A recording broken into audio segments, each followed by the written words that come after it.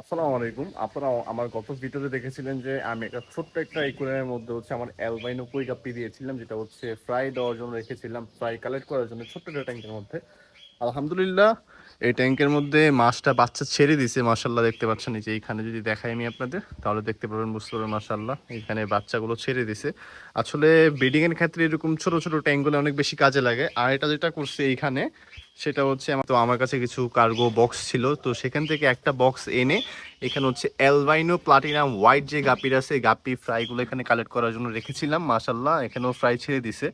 So আসলে tank যখন অনেক বড় বড় হয়, তখন দেখা যায় যে আসলে ছোট ছোট ট্যাঙ্কগুলোর অনেক বেশি কাজে লাগে ব্রিডিংয়ের ক্ষেত্রে। সো সেই ক্ষেত্রে এখানেও কিছু ব্রিডিং সেট আপ আছে আমার, তারপরে এখানে আছে, এখানেও আছে, এখানেও আছে, এখানেও আছে। সো এগুলো সবগুলো ছোট ছোট ট্যাঙ্কগুলো ব্রিডিং সেট আপের জন্য। আর বড় ট্যাঙ্কগুলো বড় বড় মাছগুলো বা যে মাছগুলো গ্রো হচ্ছে ওই মাছগুলো রাখার জন্যে।